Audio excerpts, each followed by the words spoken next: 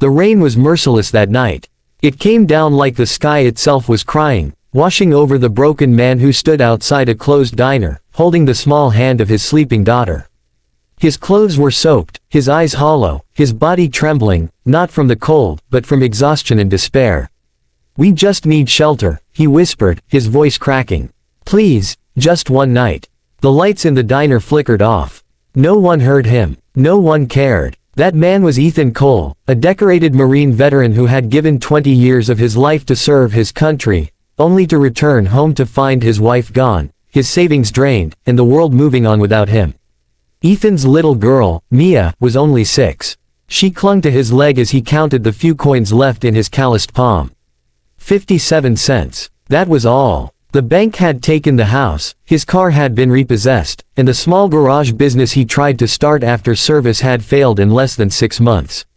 Every night he told Mia the same lie. "Daddy's just looking for a better place, sweetheart." But tonight, even that lie felt too heavy. As the rain poured harder, Ethan guided Mia toward a park bench under a flickering streetlight. He pulled off his jacket to wrap around her tiny shoulders. She smiled sleepily, whispering, "It's okay, Daddy. You're my hero." Those words, so small, so innocent, shattered him inside. He turned his face away so she wouldn't see the tears.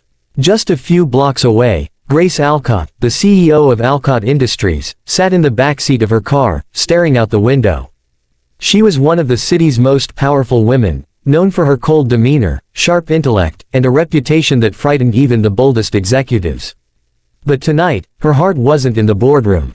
Her twin daughters, Emma and Chloe, sat beside her, arguing softly about a stray puppy they had seen earlier.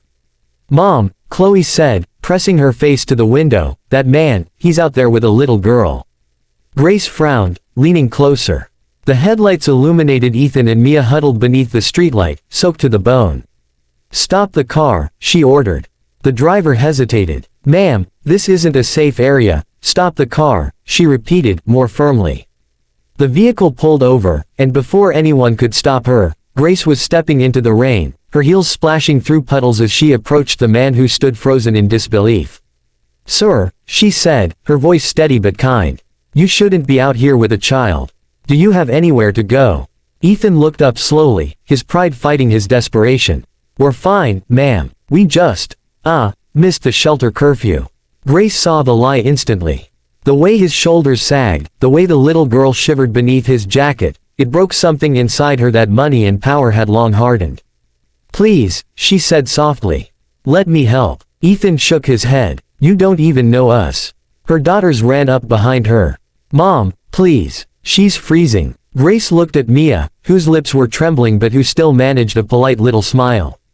That was it, the moment Grace decided. "You're coming with us," she said firmly. No arguments. And for the first time in months, Ethan said yes. Grace's home was enormous, a mansion overlooking the city lights, but it had felt empty for years. Her husband had died in a plane crash when the twins were only 2, and since then, her life had been all work and no warmth. When Ethan and Mia entered, dripping and shivering, the house seemed to wake up somehow. Chloe brought blankets. Emma handed Mia a cup of hot chocolate. Grace gave Ethan a towel and dry clothes from the laundry room. "Thank you," he murmured. "I'll find a job and a place soon. I promise we won't be a burden." Grace shook her head. "You're not a burden, Mr. Cole. Everyone needs a hand sometimes." Mia, sitting by the fireplace, looked up at Grace with wide eyes. "Are you an angel?" she asked innocently. Grace's throat tightened. "No, sweetheart. Just someone who's been lonely for a while." That night, for the first time in months, Ethan and Mia slept in warm beds. And for the first time in years, Grace sat by her daughter's door and smiled at the sound of laughter. Days turned into weeks. Ethan insisted on helping around the house, fixing the broken fence, painting the porch, repairing appliances Grace had long ignored. He even cooked breakfast one morning, much to the girls' delight.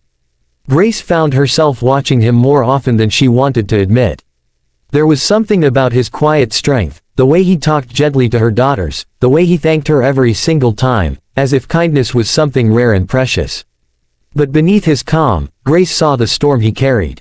One evening, she found him in the backyard, staring at the sky. "Couldn't sleep?" she asked. He shook his head. When you've seen what I've seen, sleep doesn't come easy. I lost men, good men. Then I came home and lost everything else. Sometimes I wonder why I was the one who got to live." Grace stepped closer. "Because maybe you were meant to start over." He looked at her then, really looked, and for a brief, electric moment, they both forgot their pain. Just when life seemed to steady, reality struck again. Grace's company was hit with a scandal, a partner accused of fraud that threatened to destroy Alcott Industries. Reporters swarmed, investors pulled out, and overnight, her empire began to crumble. At the same time, Ethan's past caught up with him. A debt collector found him, demanding payment for the failed garage loan he couldn't repay. Grace offered to help financially, but Ethan refused. "You saved us once, Grace. I can't let you fix my mistakes too." But the stress took its toll. Grace collapsed during a meeting one morning, exhausted and overwhelmed. When Ethan heard, he rushed to the hospital, carrying a frightened Emma and Chloe. She woke to his voice. "Grace, you can't do everything alone. Let people help you, for once." Her eyes softened. "You sound like me." He smiled faintly. "Guess we're both stubborn." That moment forged something unspoken, a bond beyond gratitude, beyond circumstance. When Grace recovered, Ethan came to her with an idea. "I used to fix boats in the Marines," he said. "If I could reopen my old garage, just differently, I could build custom boats. You could invest, and we could rebuild together." Grace hesitated. "After what happened with the company, Grace," he said gently, "you gave me and my daughter a home when we had nothing. Let me return the favor. Let's build something honest." She looked into his eyes and saw something she hadn't seen in years: hope. So, they did. With her business sense and his hands-on skill, they started Blue Haven Marine Repairs, a small, family-run shop by the harbor. Grace's daughters helped paint the sign, and Mia ran around handing out flyers.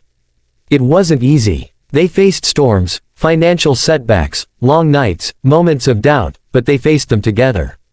And slowly, beautifully, the business grew. Months passed, and Blue Haven became more than a business, it became a symbol of second chances. Veterans found work there. Families found community. One evening, after closing up the shop, Grace and Ethan stood by the dock watching the sunset. Mia was playing with Emma and Chloe, their laughter echoing across the water. "They're inseparable," Grace said softly. "Yeah," Ethan replied. "Guess they were meant to find each other." She turned to him. "So were we." He blinked, unsure if he heard right. "I mean it," she continued. "You showed me what it means to live again, Ethan. Not as a CEO. Not as someone who's supposed to have it all figured out. Just as a person." He took her hand, rough and warm. "And you reminded me that being strong doesn't mean being alone." Their fingers intertwined as the sun dipped below the horizon, painting the sky in gold and crimson. A year later, Blue Haven held its grand reopening, now the largest marine repair and training center in the region. Grace stood proudly beside Ethan, watching veterans and families alike celebrate. Reporters asked her why she shifted from corporate empires to small-town repair shops. She smiled and said simply, "Because success means nothing without humanity." "I didn't save anyone, Ethan and Mia saved me." That night, after the crowd left, Ethan knelt down to Mia's level. "You proud of me, sweetheart?" She nodded. "You're not just my hero now, Daddy. You're everybody's." Grace's daughters joined in, wrapping their arms around Mia and Ethan in a group hug. Grace watched, her eyes glistening. For the first time in so long, her house, and her heart, felt full again. Life doesn't always fall apart because we failed. Sometimes, it falls apart so we can rebuild into something stronger, truer, more human. Ethan once stood in the rain with nothing but a child's hand in his own. Grace once sat in a mansion full of silence and success that felt empty. But fate brought them together, not through wealth, but through compassion. And in the end, that compassion built a new kind of empire, one made not of steel and glass, but of love, second chances, and the unbreakable power of kindness.